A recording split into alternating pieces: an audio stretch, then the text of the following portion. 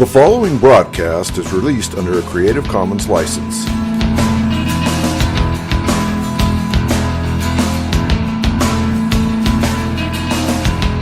I believe in Jesus Christ, the only Son of God. I believe He lived and died, and that He rose again. I believe and trust in Him.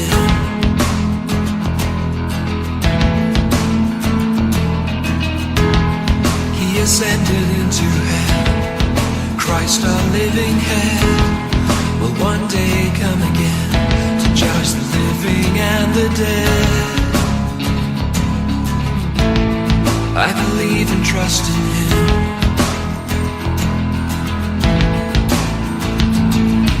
I will trust in my Redeemer, sing of His love that lasts forever, know His full and sure salvation. I will trust in Him. Oh, the world falls around me, I rest and know that He has found me. Christ, the rock, is my foundation. I will trust in Him. I will trust in Him.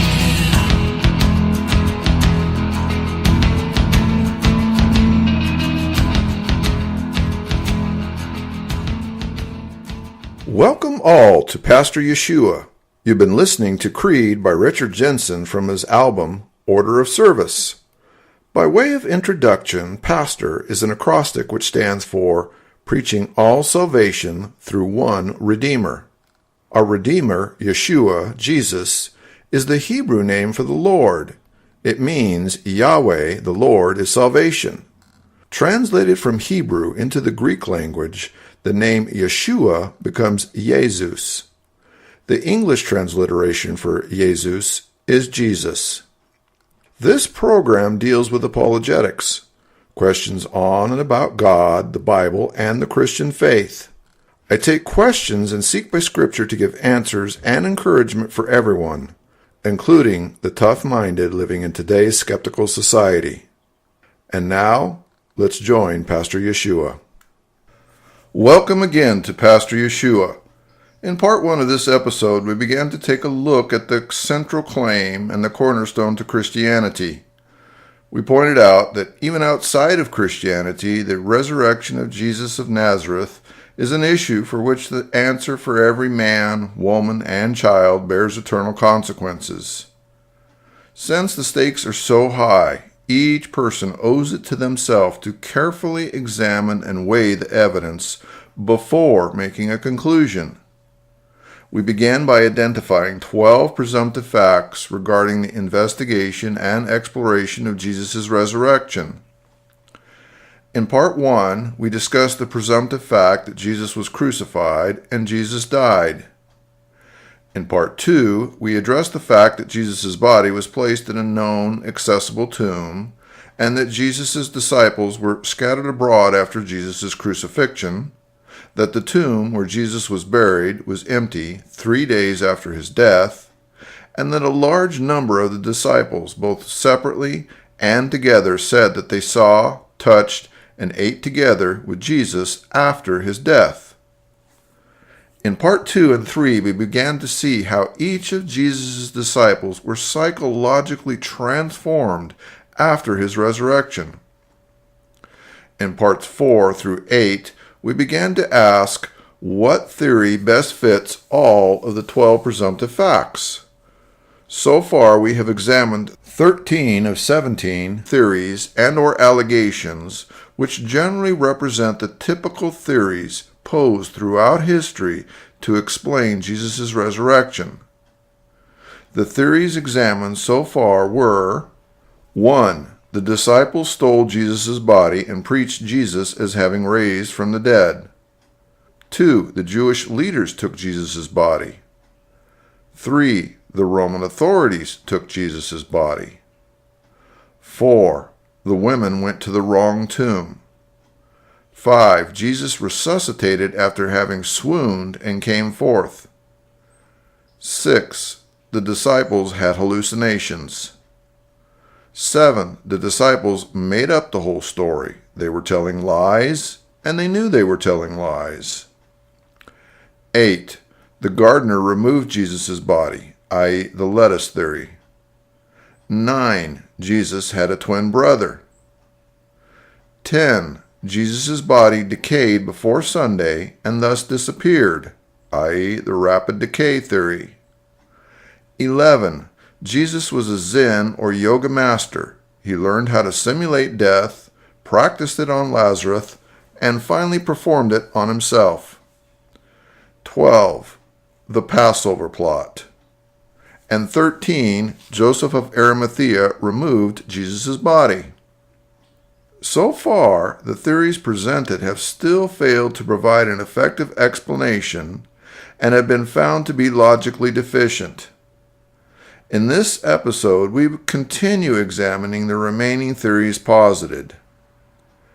Theory number 14, legend. With this particular theory, in order to properly analyze, comment, and evaluate its merits or lack thereof, we need to inquire and find out just exactly what part or parts of the narrative regarding Jesus' resurrection qualify as being a quote-unquote legend, and what part or parts qualify as being historical. At the outset, using the word legend might potentially include everything within the narrative, from the very existence of Jesus to accepting everything within the narrative up to, but excluding, the possibility that Jesus rose again. Given the existence of the 12 presumptive facts set out earlier, along with so many other historical evidences and testimony, the common notion is that the theory that Jesus' resurrection was or is, quote-unquote, a legend refers to the idea that after Jesus died and was buried, at some point one or more people began to teach and preach that Jesus had in fact resurrected, giving rise to a legend which had no basis in reality. If this is the correct summary of the theory at hand, then this theory, like the other 16 theories, consciously or unconsciously stipulates to the truthful premise of the following presumptive facts. A. Jesus was a historical person. B. Jesus was crucified. C. Jesus died. D. Jesus' body was placed in a known, accessible tomb. And finally, E. The tomb where Jesus was buried was empty 3 days after his death. Now, if Jesus was not a historical person, then there would not be enough historical reality in existence with which to project a legend about someone resurrecting who never existed to begin with. Even in modern times, one cannot be guilty of the murder of someone who never existed to begin with. So as we examine this theory, we encounter the following problems. A. Simply saying that the story of Jesus' resurrection was a legend does not mean that Jesus' crucifixion was a legend. The fact is that it would be easier to create a legend that a person had risen from the dead if that person had historically lived, been crucified, and died, than it would be to create a legend about someone resurrecting when they had never existed and had never been killed by any means. In other words, the moment Jesus' disciples began preaching the gospel of Jesus' resurrection to the people of Jerusalem, when those people who lived at that time heard the name of Jesus of Nazareth, they would have raised their hand and asked, "Who?" That is, if in fact Jesus was not a historical person whom they were well familiar with. The moment the disciples claimed that Jesus had been crucified and died, the same people would have said, "What are you talking about? Jesus escaped and fled to places unknown before he could be crucified. I saw him leave town and he was fine." B. In every account given of the resurrection, The accompanying report was that the tomb where Jesus had been buried was now empty. If the story of the resurrection was only a legend, then we must assume one of two things.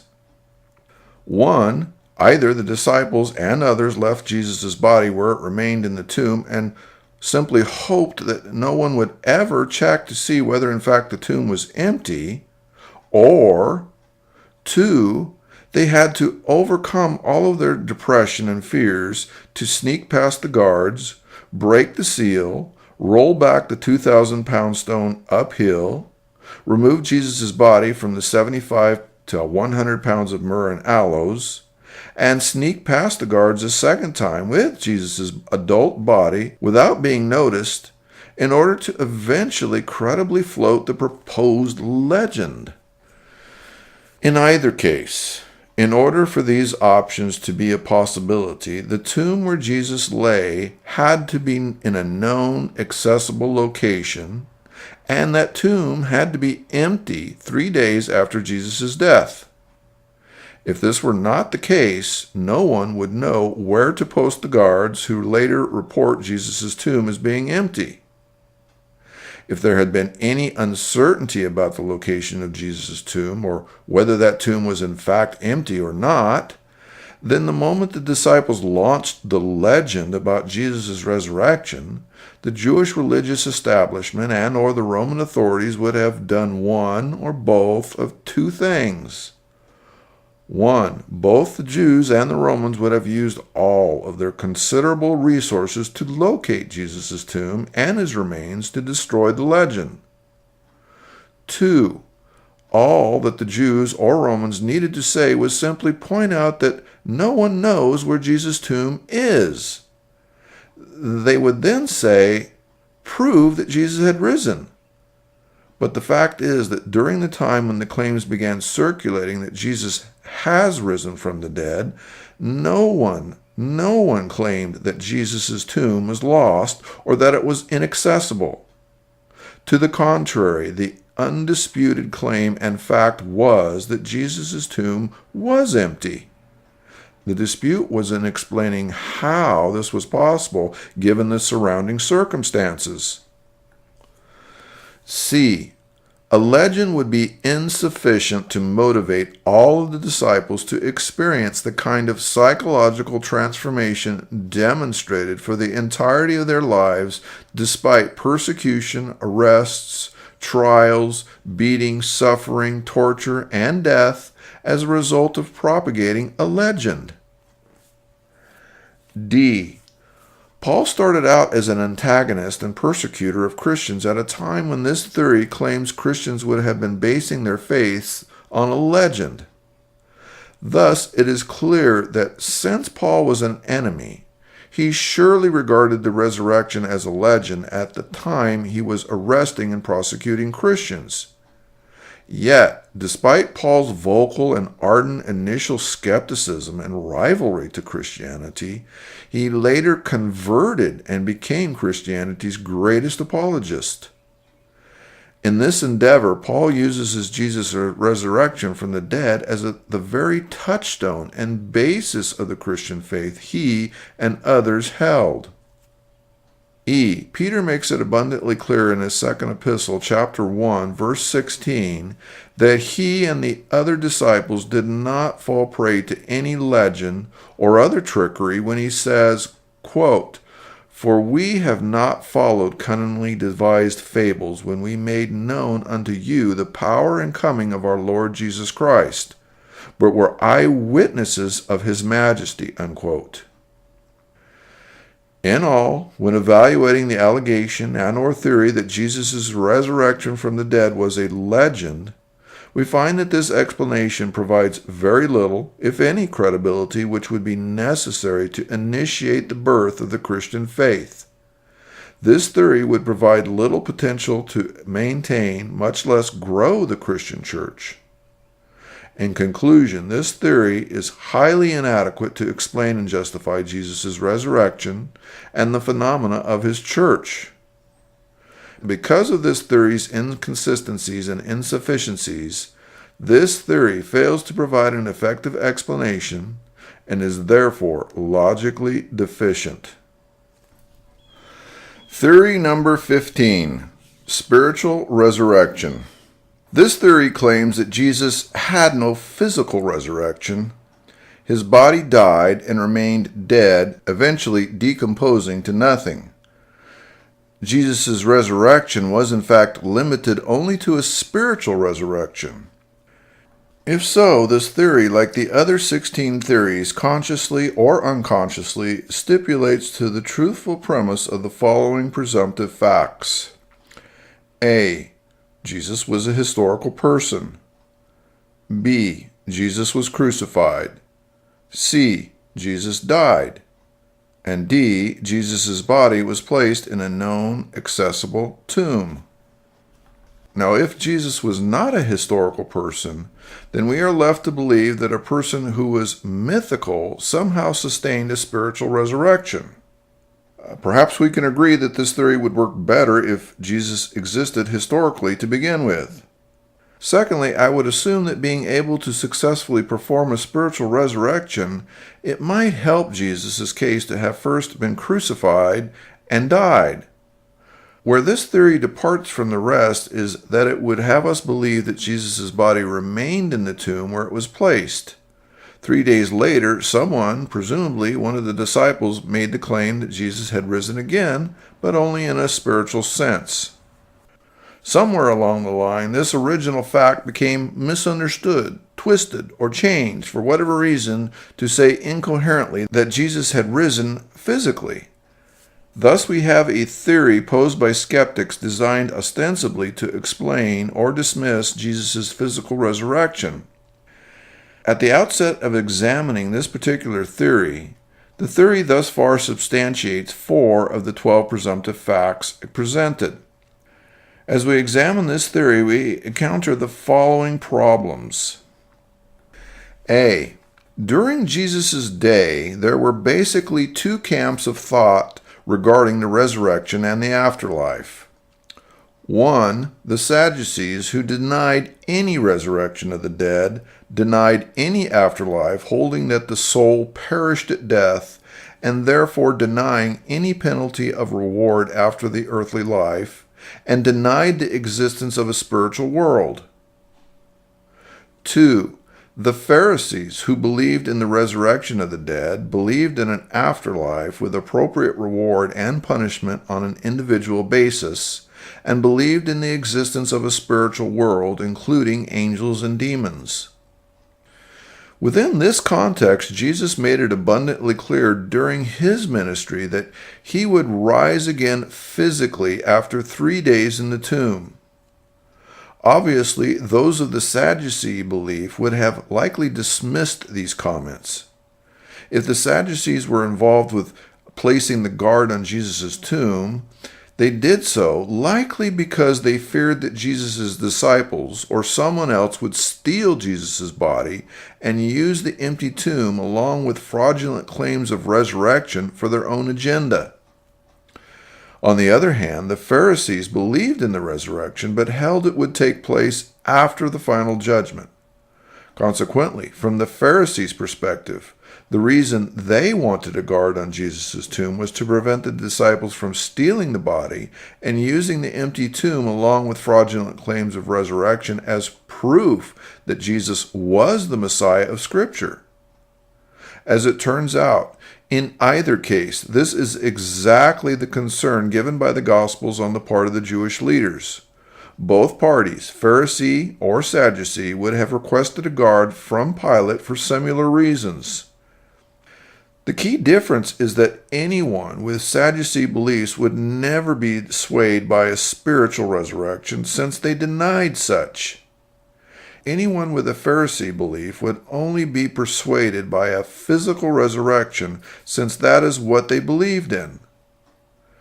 The conclusion is that since the majority of people in Jerusalem were Jews with either Pharisee or Sadducee beliefs, an exclusively spiritual resurrection would have great difficulty in converting either group to Christianity.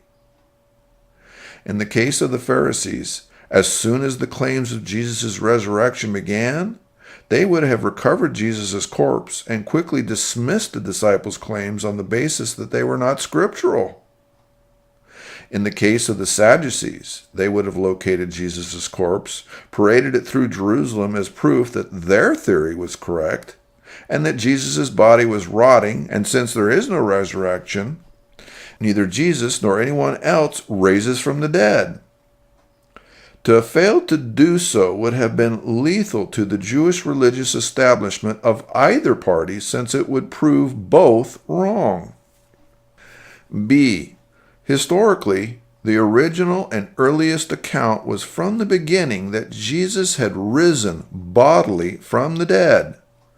Further, the testimony was that the disciples and hundreds of others saw, heard, touched, and ate with the physically resurrected Jesus for 40 days after his resurrection. There is no credible historical source which records the idea that Jesus only rose in a spiritual sense, or that the disciples preached this. This being the case, both the Pharisees and the Sadducees would have the easiest job imaginable to destroy the claims of the disciples and others. All they had to do was open the tomb and produce Jesus' body publicly, and the claims of Christianity would be exposed as a lie. But again, no one ever attempted to do this because the tomb was already empty and there was no body to produce. C. All of the disciples spent extensive time with Jesus during his ministry. Throughout this time, Jesus taught scriptures in line with the idea that the resurrection was a physical as well as a spiritual resurrection. In this respect, Jesus' teachings were in line with the Pharisees. As a result, when Jesus spoke of his resurrection, the disciples would not have been satisfied with a mere spiritual resurrection while Jesus' corpse rotted in his tomb. D. Since the disciples believed and expected both a physical and spiritual resurrection, a purely spiritual resurrection on Jesus' part would be insufficient to motivate the total lifelong psychological transformation demonstrated by all of the disciples and others, despite persecution, arrest, trials, suffering, torture, and death. E. Paul, who calls himself a Pharisee of the Pharisees, went from being a Pharisee, Jewish religious persecutor of Christians, to being the greatest of Christian apologists. The theory of a purely spiritual resurrection would be insufficient for such a mindset of Paul. It would also go against the manifest clear teachings of Paul, who likewise claimed that Jesus had risen physically from the dead, which he points out was a basis of the Christian faith. F. If all else fails, go to the source himself, Jesus, to see what he says about his resurrection in Luke chapter 24, verses 38 and 39, which say, quote, "And he said to them, 'Why are you troubled? And why do doubts arise in your hearts? See my hands and my feet, that it is I myself. Touch me and see, for a spirit does not have flesh and bones, as you see that I have,'" unquote. In all, when evaluating the allegation and or theory that Jesus' resurrection from the dead was only spiritual, we find that this explanation provides very little, if any, credibility which would be necessary to initiate the birth of the Christian faith. This theory would provide little potential to maintain, much less grow, the Christian church. In conclusion, this theory is highly inadequate to explain and justify Jesus' resurrection and the phenomena of his church. Because of this theory's inconsistencies and insufficiencies, this theory fails to provide an effective explanation and is therefore logically deficient. Theory number 16. Jesus' body was devoured by dogs. In 1994, Time magazine reported that John Dominic Crossan, the co-founder of the Jesus Seminar, theorized that the body of Jesus was laid in a shallow grave and some wild dogs came along and ate it. Like the other 16 theories, this theory consciously or unconsciously stipulates to the truthful premise of the following presumptive facts. A. Jesus was a historical person. B. Jesus was crucified. C. Jesus died. Thus, these three presumptive facts must exist as a factual basis for the above excuse to be lodged as a potential valid explanation. In this case, it would not make logical sense otherwise, because if Jesus had not been an historical person who was crucified and died, there would be no corpse for any dogs to devour. From here, depending on which variation of this theory we are talking about, Jesus' body was either on the cross where it remained until it was devoured, or it was placed by the Romans in a shallow grave, the sand, a river, or a garbage dump where shortly thereafter Jesus' body was devoured by wild dogs. Alternately, some will agree that Jesus' body was placed inside the tomb as historically stated, where the same dogs gained access and devoured his body from within. If so, we add the truthful premise of item D, the tomb where Jesus was buried was empty 3 days after his death. In each of these variations, this theory finds the following problems. A. While there is historical record to verify that the Romans did throw or dispose of crucifixion victims by placing their bodies into shallow graves or similar places, there has never been any suggestion other than this one some 1900 years later which claimed to tell us that this is what happened in Jesus' case. Contrary to this, there are historical sources, both secular and religious, which refute the above narrative by giving the already well-known historical fact that Jesus was placed in a known, accessible tomb. For example, the Jewish historian Flavius Josephus corroborates this in his Jewish Wars, Volume 4, Chapter 5, that although the Romans did in fact humiliate corpses by casting them away without burial, the Jewish people, quote, used to take so much care of the burial of men that they took down those that were condemned and crucified and buried them before the going down of the sun, unquote.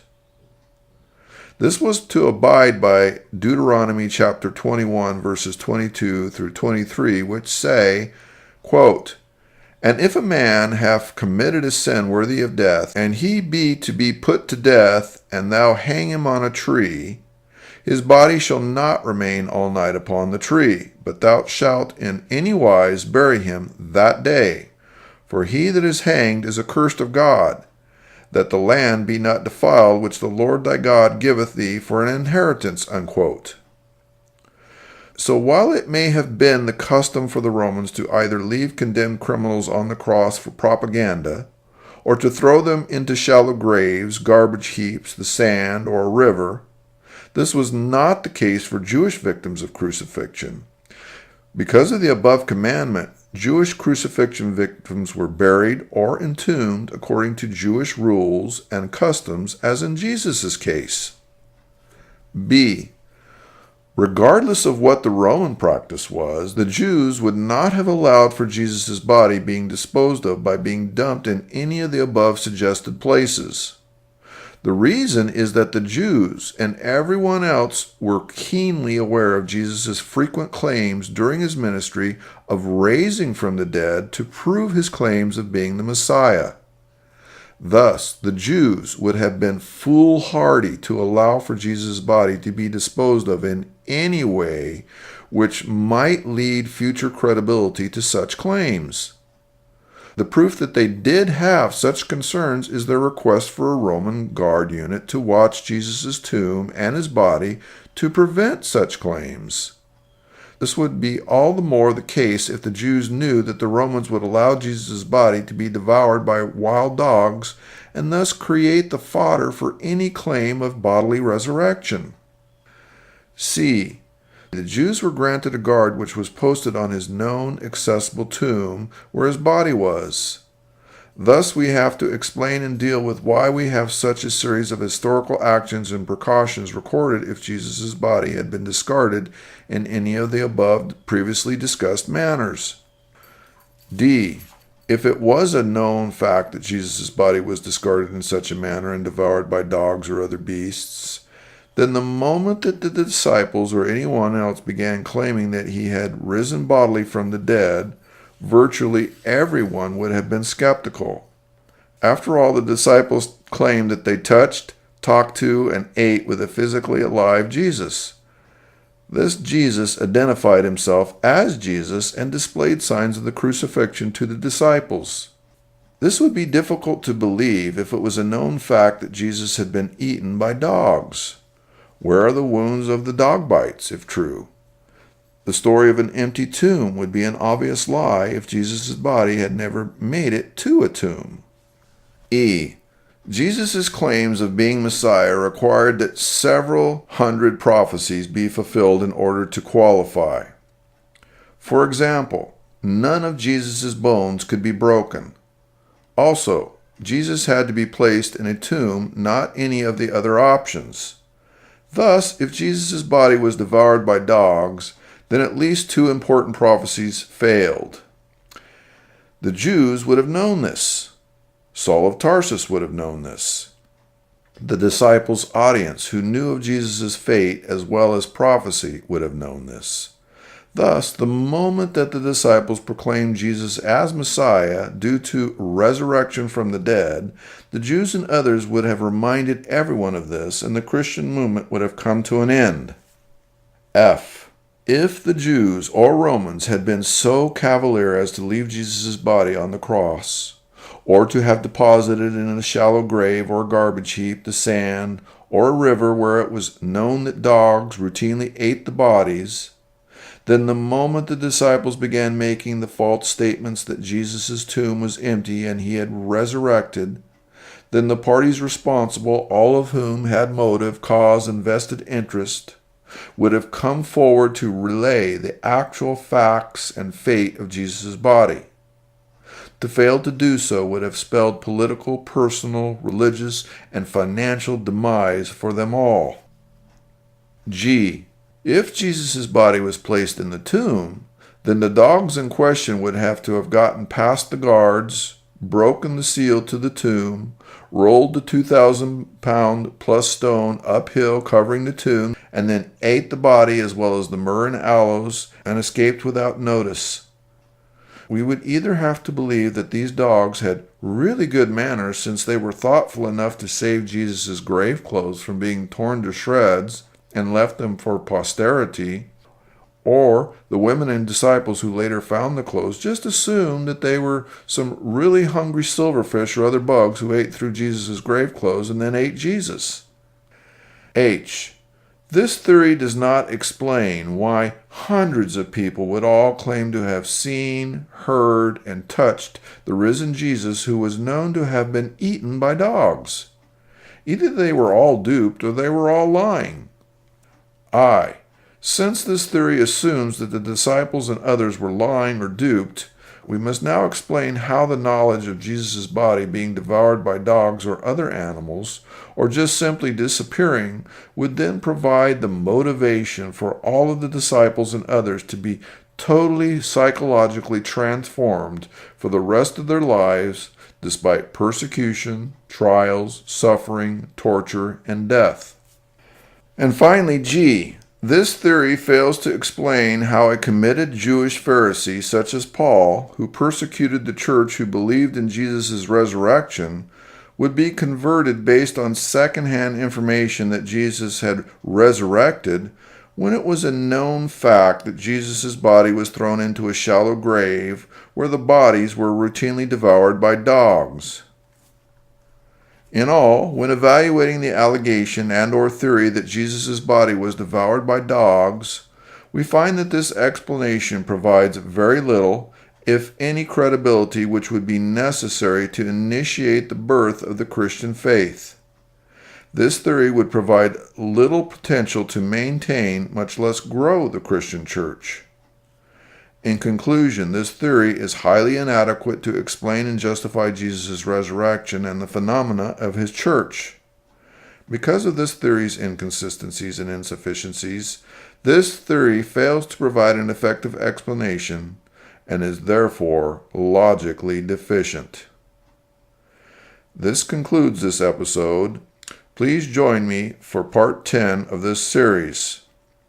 Now, if you have any questions about God, the Bible, or the Christian faith, I encourage you to send me an email at pastor_Yeshua@yahoo.com. That's PASTOR_YESHUA@yahoo.com. Thank you for listening.